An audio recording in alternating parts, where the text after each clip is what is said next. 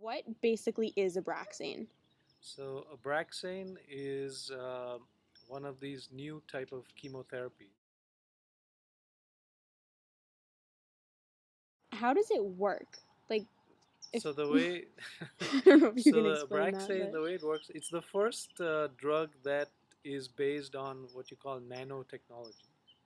Okay, if you heard the word nanotechnology, that's the sort of science of small things, if you will, but creating tiny little particles that have a different kind of function, which normally for example, that same drug, if it was produced in a different way or in the normal way, it would not have a specific function.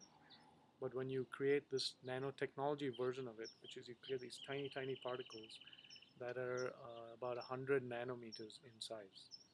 So a nanometer is what? Is a billionth of a meter. So you have to create this technology to create the nanoparticles. Right? right. And then again, for Abraxane, so Abraxane is nanoparticles of this drug, which is called paclitaxel, which by the way came from the Pacific yew tree originally, from the bark of the Pacific yew tree. So the idea was to combine that with something that's in our bodies and not toxic.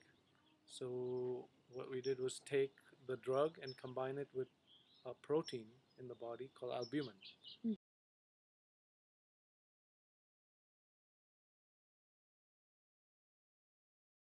Mhm. Which is the most abundant protein in your body.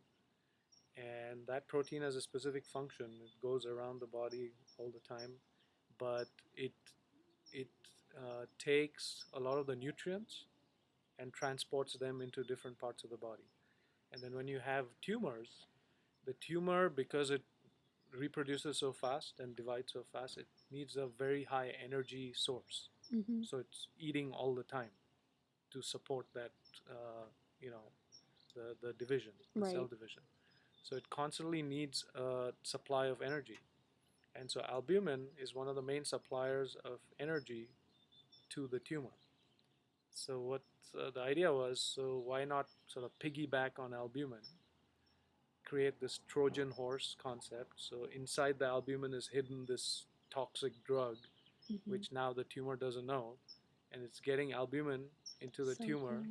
and then it sort of self-destructs because once the drug is into the tumor, then it will kill the tumor. Right. So that's the concept.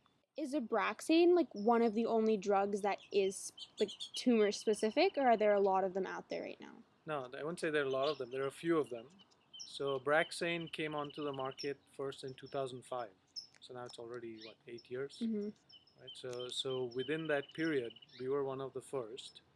But within that period, some other drugs have come out also that are focused more on getting and treating the cancer alone, and not, causing toxicity in the rest of the body. Right. Can anyone be prescribed this treatment, or is it like specific cases? Well, the way it works is you get the drug approved for a certain what's called an indication. So breast cancer is an indication, lung cancer is another indication. So you can't get like a blanket approval for anything, Mm-hmm. right? So the drug was first approved for breast cancer, then it got approved for lung cancer. Now soon it should get approved for pancreatic cancer and for melanoma.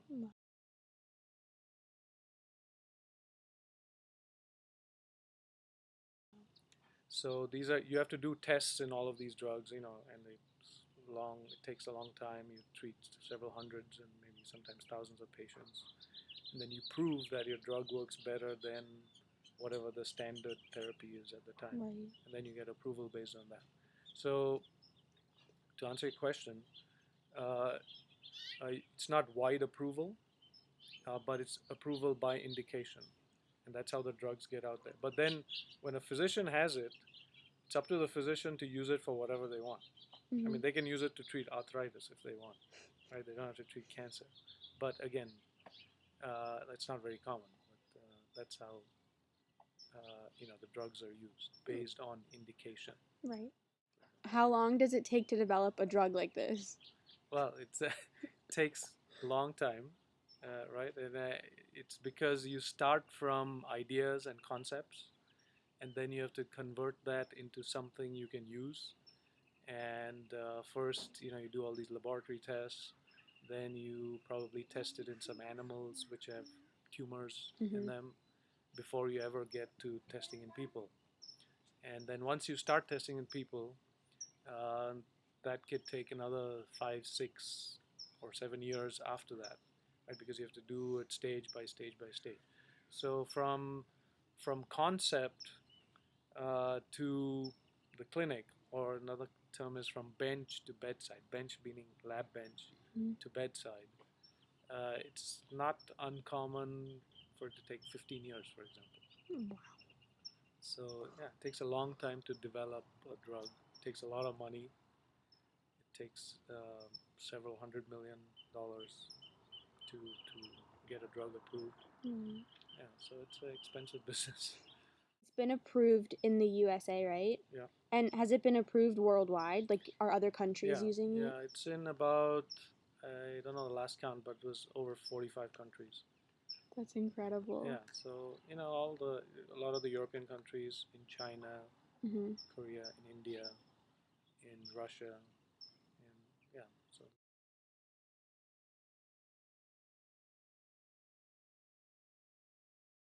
Since 2005, when it was first approved, like, have you guys made improvements on it since then? Like, has it just increasingly gotten better, or are you still using like that basic one that's being approved for like different types of cancers yeah, now? good question. So the same drug that we got approved in 2005 is now being approved for other cancers. Mm-hmm. So first it was approved for breast cancer, and then it moved to other cancers. So again, each cancer type takes a long time to, because you have to go through the trials for each cancer type. Oh. Right, so it takes a long period of time to do that. So and you know, as in research, typically you'll always make improvements as you go.